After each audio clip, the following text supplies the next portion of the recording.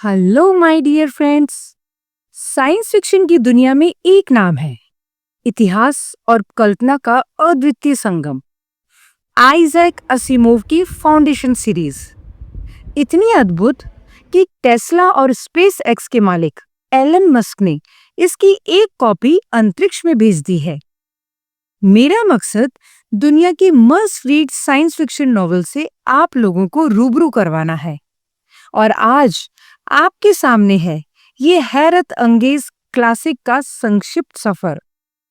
मेरे साथ ये सफर शुरू करने से पहले मैं आपको ये बता दूं कि ये कहानी किसी राजा या रानी की नहीं है, और ना ही कोई साधारण रोमांटिक या प्रचलित कहानियों जैसी है। ये एक जटिल साइंस फिक्शन कहानी है। अब आप लोग जटिल का नाम सुनकर घबराइएगा नहीं, मैं इसे सरल रूप में आपको सुनाऊंगी। इसीलिए मैं आप सभी को आमंत्रित कर रही हूं कि इस कहानी को आप मेरे साथ धैर्यपूर्वक पूरा सुनिएगा और इसके अद्भुत संसार का भरपूर आनंद लीजिएगा। मेरा उद्देश्य है ऐसी जटिल साइंस फिक्शन कहानियों को यथासंभव सरल और सहज भाषा में आपके समक्ष प्रस्तुत करूं, ताकि विज्ञान, रोमांच और कल्पना का ये संगम हर श्रोता तक आसानी से पहुंच सके। यदि फिर भी आपको कहानी का कोई भी भाग समझने में कठिनाई हो, तो आप निसंकोच मुझसे मेरे इंस्टाग्राम IamNish1992 पर संपर्क कर सकते हैं। आपके प्रश्नों और सुझावों का मुझे सदैव इंतजार रहेगा। आइए अब बिना देरी किए आप सभी के साथ इस रोमांचक साइंस फिक्शन के सफर को शुरू करते हैं। कहानी शुरू होती है जब मानवता पूरी आकाशगंगा पर एक साम्राज्य बना चुकी थी। कोई याद नहीं रखता कि मानव जाति की शुरुआत किस ग्रह से हुई थी। इस गैलेक्टिक एम्पायर का केंद्र है टेरेंटोर। महान गणितज्ञ हैरी सेल्डन से मिलने के लिए एक अन्य प्रसिद्ध गणितज्ञ गाल डार्निक इसी ग्रह टेरेंटोर पर आता है। हैरी सेल्डन डार्निक को अपनी भविष्यवाणी के बारे में बताता है कि ये साम्राज्य जल्द ही ढह जाएगा। सेल्डन अपनी विज्ञान शाखा साइको हिस्ट्री के जरिए ये भी भविष्यवाणी करता है कि साम्राज्य के पतन के बाद 30,000 साल का अंधकार युग आएगा। एक ऐसा अंधकार जहां मानव जीवन समाप्त ही हो जाएगा। पूरा ज्ञान, पूरा वैभव और पूरी सभ्यता सब नष्ट हो जाएगी। सेल्डन की इस पतन की भविष्यवाणी से गैलेक्टिक एम्पायर का सम्राट अत्यधिक नाराज हो जाता है। उसे लगता है कि सेल्डन की इन मूर्खतापूर्ण बातों से जनता में विद्रोह फैल सकता है। सेल्डन को गिरफ्तार कर लिया जाता है। सेल्डन किसी तरह सम्राट और उसके जज को कन्विंस करता है कि यदि सच में साम्राज्य नष्ट हो गया तो मानवता का पूरा ज्ञान नष्ट हो जाएगा। इसीलिए मानव सभ्यता के इतिहास, ज्ञान और संस्कार को बचाने के लिए वो सम्राट से अपने दलबल के साथ आकाशगंगा के दूसरी छोर टर्मिनस ग्रह पर जाने का आग्रह करता है।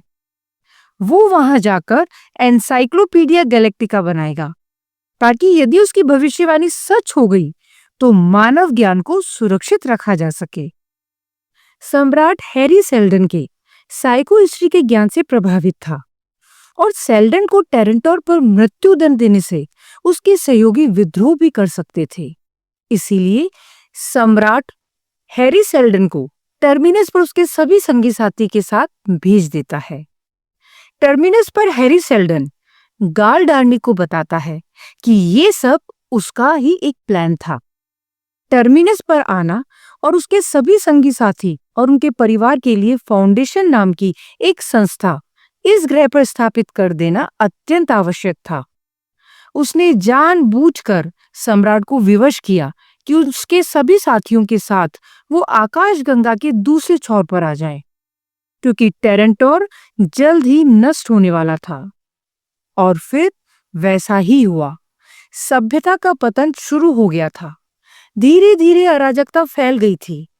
हैरी सेल्डन ने अपने कई वीडियो संदेश बनवाए और अपने लोगों को बोला कि मेरे मरने के बाद भी जब जब उसमें बताया गया है, उस समय काल में उसका वीडियो संदेश फाउंडेशन के लोग सुने।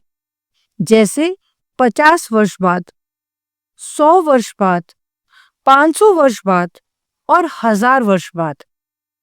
फाउंडेशन जो अब टर्मिनस ग्रह पर अच्छी तरह स्थापित हो गया था और चारों ओर अराजक माहौल में एक सुरक्षित स्थान था। सेल्डन को मरे हुए भी काफी समय हो गया था और फिर 50 वर्ष बाद उसके संदेश को देखने का समय आ गया था। तब लोगों को पता चला कि एनसाइक्लोपीडिया गैलेक्टिका ये तो बस एक पर्दा था। फाउंडेशन का असली कार्य तो साम्राज्य के पतन के बाद का साम्राज्य स्थापित करना था।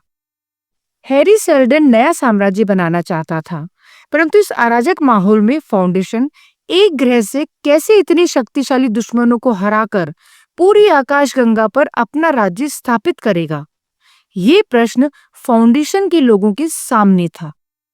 सेल्डन ने कहा था कि उसने वीडियो रिकॉर्ड कर रखे हैं और अपनी साइको हिस्ट्री के ज्ञान से उसने 1000 वर्ष तक हर क्राइसिस के समय की भी भविष्यवाणी कर रखी थी।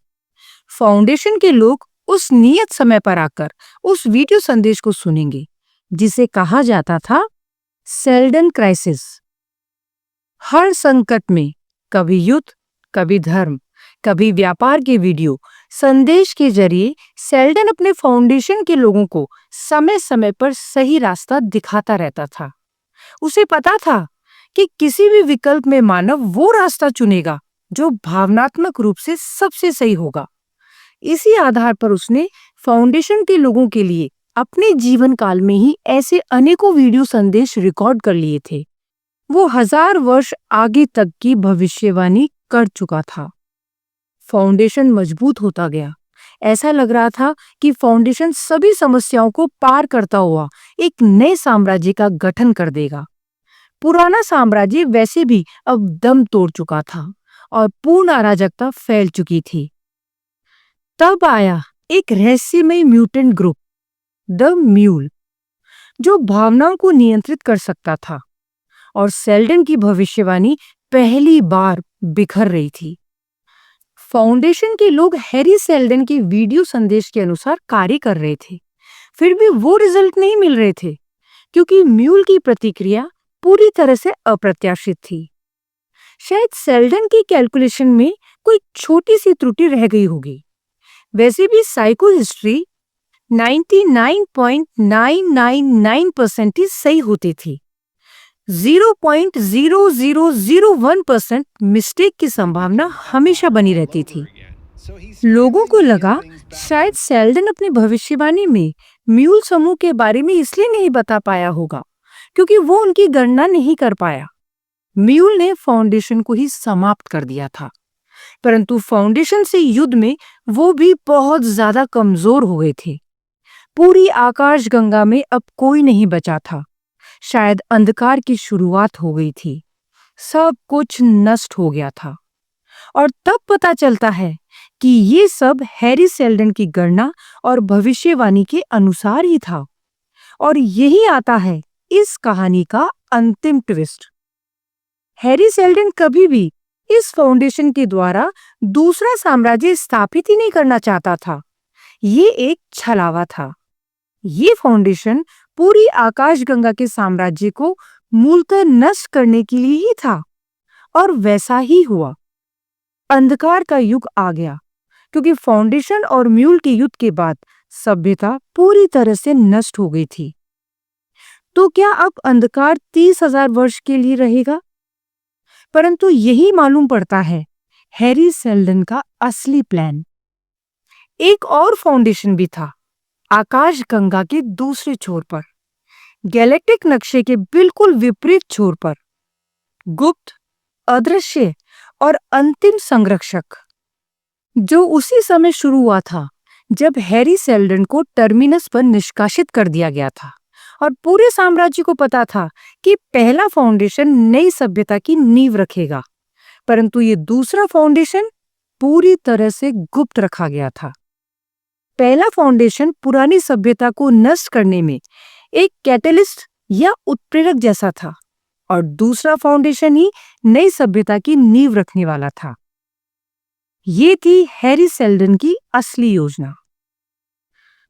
इस प्रकार ये कहानी समाप्त होती है और अंत में 1000 वर्षों में दूसरे फाउंडेशन के द्वारा मानव सभ्यता ने फिर से आकाशगंगा पर अपना प्रभुत्व जमा लिया था, जैसा कि सेल्डन ने भविष्यवाणी की थी।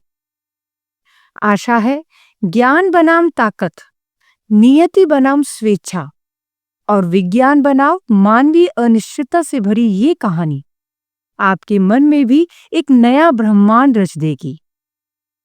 मैं हूं डॉक्टर निशा शास्त्री और मैं आपके लिए लाती रहूंगी दुनिया की महानतम साइंस फिक्शन कहानियों का सार। बस इसी तरह आप सभी अपना प्यार मुझ पर बनाए रखिएगा और जुड़े रहिएगा मेरे साथ मेरे YouTube चैनल निशा शास्त्री ऑडियो स्टोरीज पर। Thank you.